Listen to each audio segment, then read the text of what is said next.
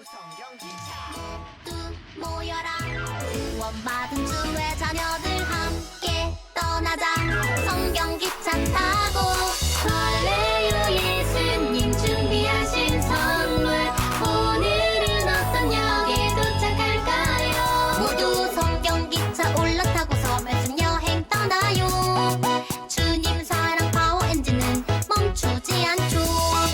도시락은 꿀송이 말씀 마르지 않는 생명의 샘물. 나를 씻긴 주의 보혈이 breathe fast again. 뿌뿌 달리자. 오른쪽 왼쪽 흔들리지 말고 뿌뿌 달리자. 말씀 기찻길 따라 뿌뿌 달리자. Life is journey to my Jesus. 뿌뿌 성령 기차 출발합니다. 그런즉 씨 뿌리는 비유를 들으라. 아무나 천국 말씀을 듣고 깨닫지 못할 때는 악한 자가 와서 그 마음에 뿌려진 것을 빼앗나니 이는 곧 길가에 뿌려진 자요. 돌밭에 뿌려졌다는 것은 말씀을 듣고 즉시 기쁨으로 받되 그 속에 뿌리가 없어 잠시 견디다가 말씀으로 말미암아 환난이나 박해가 일어날 때에는 곧 넘어지는 자요. 가시떨기에 뿌려졌다는 것은 말씀을 들으나 세상의 염려와 재물의 유혹에 말씀이 막혀 결실하지 못하는 자요. 좋은 땅에 뿌려졌다는 것은 말씀을 듣고 깨닫는 자니 결실하여 어떤 것은 100배, 어떤 것은 60배, 어떤 것은 30배가 되느니라. 예수께서 그들 앞에 또 비유를 들어 이르시되 천국은 좋은 씨를 제밭에 뿌린 사람과 같으니 사람들이 잘 때에 그 원수가 와서 곡식 가운데 가라지를 덧뿌리고 갔더니 싹이 나고 결실할 때에 가라지도 보이거늘 집주인의 종들이 와서 말하되 주여 밭에 좋은 씨를 뿌리지 아니하였나이까? 그런데 가라지가 어디서 생겼나이까? 주인이 이르되 원수가 이렇게 하였구나. 종들이 말하되 그러면 우리가 가서 이것을 뽑기를 원하시나이까? 주인이 이르되 가만두라. 가라지를 뽑다가 곡식까지 뽑을까 염려하노라. 둘 다 추수 때까지 함께 자라게 두라. 추수 때에 내가 추수꾼들에게 말하기를 가라지는 먼저 거두어 불사르게 단으로 묶고 곡식은 모아 내 곡간에 넣어. 할렐루야 친구 여러분, 겨울성경학교 네 번째 말씀 나누는 시간입니다. 오늘 말씀은 마태복음 13장 18절에서 30절 말씀입니다.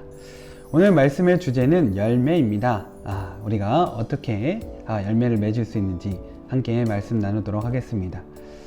오늘 말씀에서 예수님께서 어제 말씀의 비유에 대해서 제자들에게 설명해 주십니다. 하나님 나라 천국의 비밀을 제자들에게 알려주시는 것이죠. 오늘도 비전스쿨 친구들과 함께 이 말씀 나눔으로 하나님께서 우리 친구들에게 천국의 비밀을 알려주실 것입니다. 오늘 말씀에서 씨를 뿌리는 자는 하나님 말씀을 전하는 자다라고 예수님께서 말씀하고 계세요. 즉 사람들 마음에 뿌려지는 씨는 하나님 말씀인 것이죠. 이 하나님 말씀은 모든 사람들에게 주어집니다. 모든 공기를 사람들이 마실 수 있는 것 같이, 모든 사람들이 햇빛을 받을 수 있는 것 같이 하나님 말씀은 모든 사람들에게 공평하게 전해지는 것이죠. 하지만 모든 사람들이 하나님 말씀의 열매를 맺는 것은 아니에요. 오직 옥토와 같은 마음의 밭을 지닌 사람만이 30배, 60배, 100배의 열매를 맺는다라고 예수님은 말씀하셨습니다. 그렇게 되는 이유는 돌짝밭 같은 사람은 어떤 사람이에요? 말씀을 받자마자 사단이 그 말씀을 빼앗는 사람입니다. 그 돌짝밭 같은 사람은 어떤 사람이에요? 말씀을 처음에 기쁘게 받지만 어려운 일이 생기면 바로 그 말씀을 믿지 않는 사람입니다. 또 세 번째로 가시덤불이 있는 사람은 누구입니까? 말씀을 들었지만, 말씀을 믿었지만 걱정과 유혹에 쉽게 말씀을 포기하는 사람이죠. 하지만 바른 마음의 옥토와 같은 사람은 그 말씀을 끝까지 품고 결국 많은 열매를 맺는 사람입니다.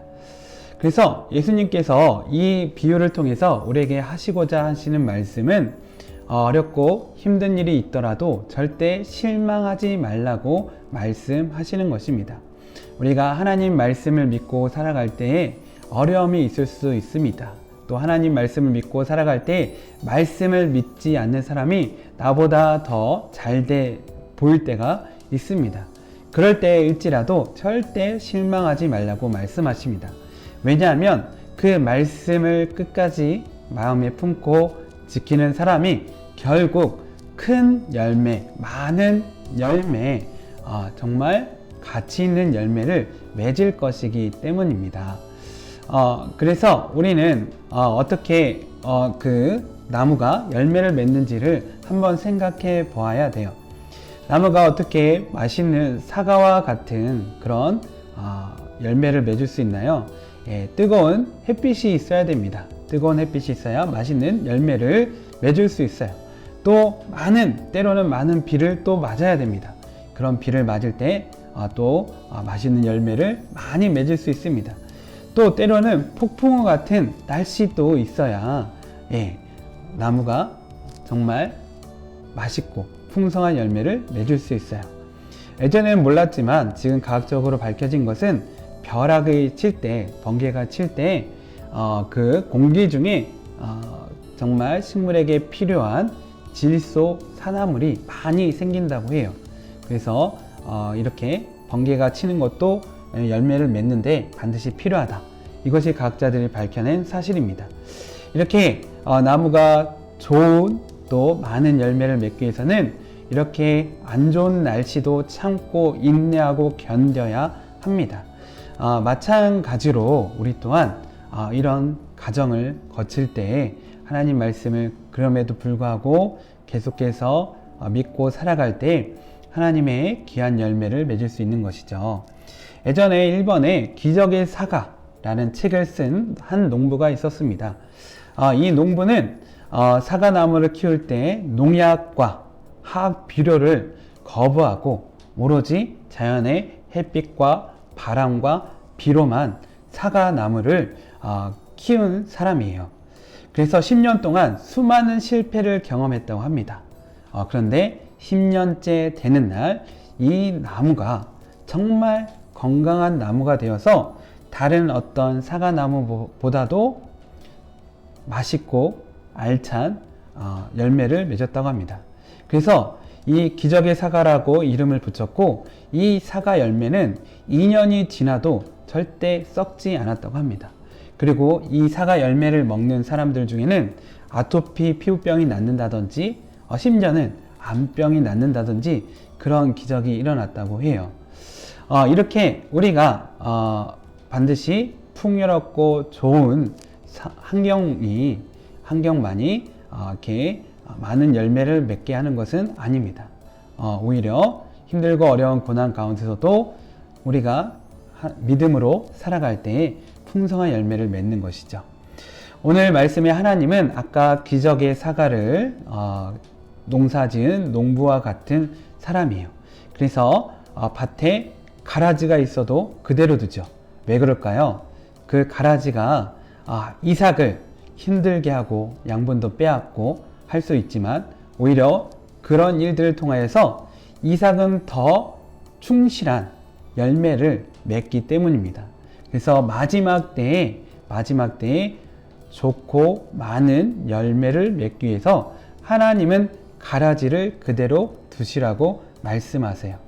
그래서 우리 친구들 오늘 하나님 말씀을 듣고 옥토와 같은 마음밭이 되어서 어떠한 일이 있든 하나님 말씀을 끝까지 지키는 그래서 열매를 맺는 우리 친구들 되길 기도합니다.